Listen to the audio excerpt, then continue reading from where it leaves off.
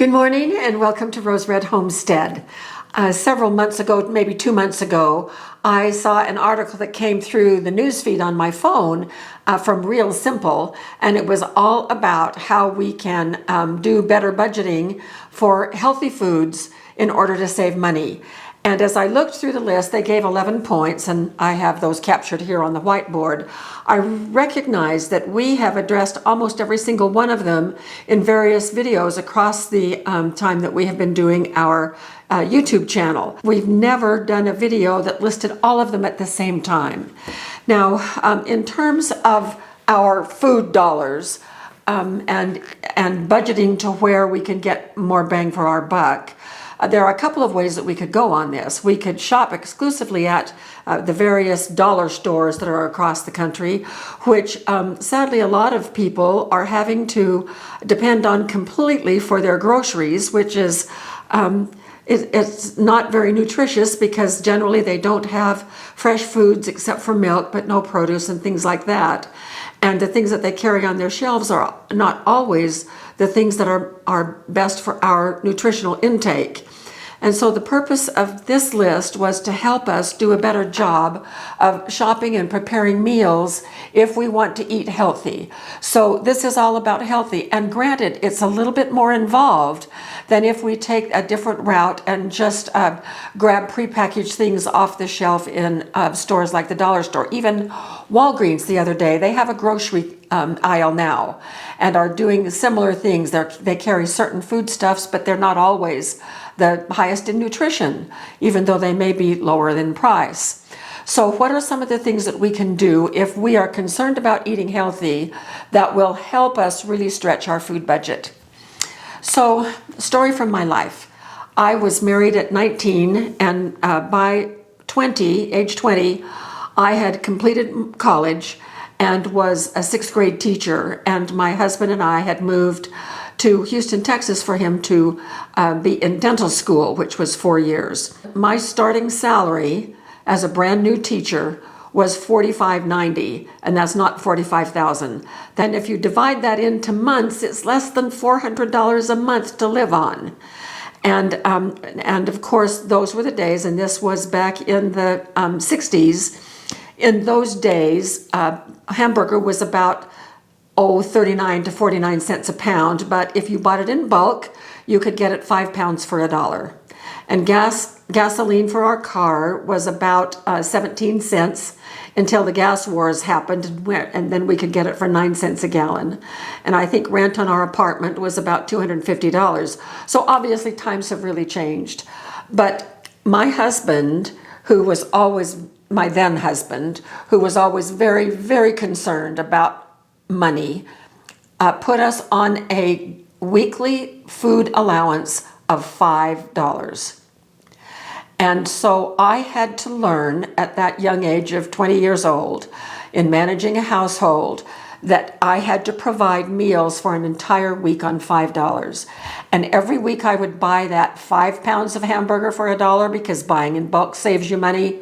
And then I would portion it out to where we had tacos every Friday, we had lasagna one day of the week, things that used a little bit of hamburger in the meals. And that's how we survived for 4 years. At the end of that 4 years, my salary had jumped to $6,000 a year, which was $500 a month. And still, it was very, very touch and go. But that is all the money we had. Neither one of us came from money. We had put ourselves through college, and so we just didn't have 1 cent extra during that time of my life. But I'm grateful for those times because it taught me a lot of what I still do now, which is some of the very things that are here. So we're going to go through these one at a time, and we'll talk about them just a little bit. Now, the first one is to plan menus, and I cannot emphasize enough how important it is in terms of saving money and reducing waste and reducing impulsive buying of foods is to have a plan for your meals and go to the store with a grocery list. We still go to the store with a grocery list. Well, I say we. Jim does almost all of our shopping, and he always, I plan meals and send him to the store with a list. Now, one of the things that we do work into our budget is opportunistic spending, and that is not impulsive spending, but is when we run into a sale for something that is a good addition to our food storage that we can buy in bulk. We have a little bit of money set aside that we can take advantage of those things too. But I went through a time when there was no way that I could afford to do even that. And so we were just lucky to survive for the 4 years that he was in dental school. So planning menus. Now I'm going to move this aside for just a minute. I just want to point out 2 of our classes that would help if anybody needs additional information. The first one is basic menu planning. It's a 1-hour class. It's free. You can go there if you need extra help in learning how to put a menu plan together. And this comes from years and years of my own experience in how to do it. And then the next one that we'll be coming to is efficient multiple meal prep. So that has to do with this one when you batch cook things, and we'll get to that one in just a minute. One of the things that planning your meals or making a menu plan will do for you is that it helps you use the ingredients that you already have. Jim and I have been working so hard over the last couple of years on our level 1 food storage, which is to have in the combination of our freezer and refrigerator and pantry either the meals or the ingredients, well, it's both, meals and ingredients that we have on hand without going to the store, where we could make meals for 60 days. And that has helped us so much. It is actually part of meal planning. And then we shop our kitchen, are also shopping our food storage. And just to give you an example of that, when we had our family dinner at Christmas time, we already had most of the ingredients already in our level 1 food storage, including a turkey that we've had for a year and a half in our freezer. And that grocery list that Jim went to the store with for our big, lovely Christmas dinner had about 5 things on it, is all. And so once you get going on this, it is self-supporting, because then you can plan, and you can plan based on what you have, and you have things already set aside in your pantry and your food storage. So those are 2 pretty important things. Then the other one, which I've already mentioned, is buying in bulk. Now, way back in the 60s, when I was buying 5 pounds of hamburger, that was bulk buying for me. And so I would bring it home and portion it out into the meal-sized portions for whatever it was that I was going to be doing. And as a result of that, I paid a lot less per pound because I bought more of it. Now, there's a lot of ways that you can buy in bulk. A bulk slab of hamburger for 5 pounds is one way. But also, if you come across a sale on tomato sauce, you can buy a case of tomato sauce. That's bulk buying. Or a sale on flour. I use a particular kind of flour, and we are always looking for the sale price on that. And when Jim finds a sale price on that, he'll pick up 3 or 4 5-pound packages and add it to our food storage. So this idea of buying in bulk is also a huge money saver. And as it happens, a lot of the more nutritious foods are the ones that go on sale. And that would be like beans, cans of beans and lentils and or rice or grains. And all of those are very nutrient dense foods that are healthy for us. So we can have those on hand, and it will cost us less if we buy in bulk. To buy seasonal produce is also a really good thing. Now, a couple of summers ago, Jim and I did a series where we were exploring resources all in our region. And one of the resources that we explored were farmers markets. And this article makes a point about doing your produce shopping at farmers markets. And while that used to be really a wonderful thing to do, you could buy locally, the produce was very fresh and would last longer, and that's just great, except what we found in our area, that it wasn't necessarily a money savings anymore, because local people have also caught on that fresh produce is a premium. And so the price at farmers markets, at least in this region, were sometimes above what you could get in the grocery store. And a lot of times these days, grocery store produce can be just as fresh as regionally sourced produce. So it pays to be a good shopper. But buying things in season means that they are prevalent and the price is a little bit lower, and so that's another way that we can save. Then embrace meatless meals.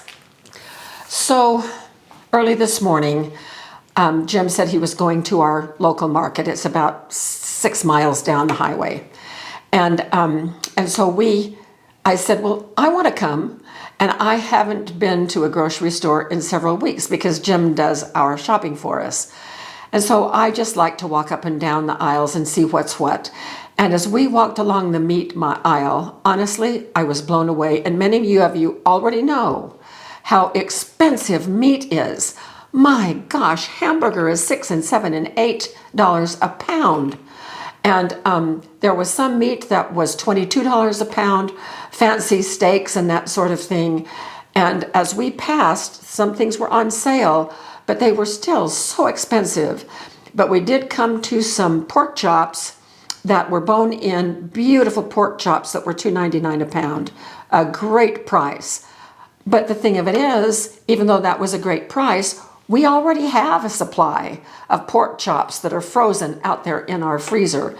And our freezer space is now at a premium. We're just loaded to the hilt in our freezers. And so we had to pass that one by.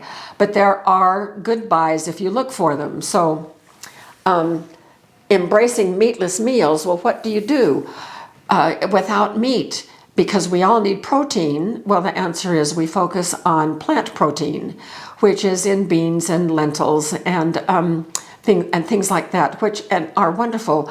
I fixed a batch of beans earlier this week, just plain old pinto beans, and with a little bit of bacon flavoring and just a touch of taco seasoning to spice them up a little bit.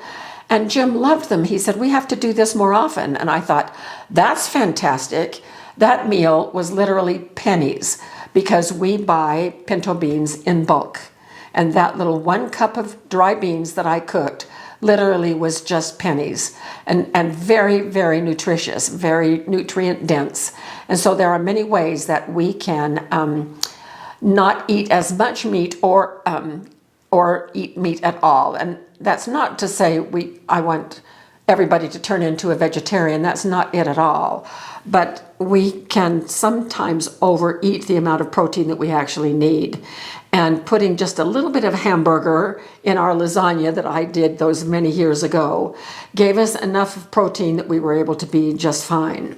So time out for a little break. We just spotted a hawk right outside our window. In the wintertime, we have lots of hawks that come to our vicinity, and it's so much fun. And in videos prior to this, we've been visited by a roadrunner that we included in a video, and in one of our opening shots, we have captured a great blue heron that came to our pond. We no longer have the pond, but that heron used to stop by every year, and so we just captured a hawk for you. I mean, by captured, I mean photography. So I have a little still shot that we'll look at, and then I caught it as it was flying away. So here you go. Here is your wildlife interlude for the moment.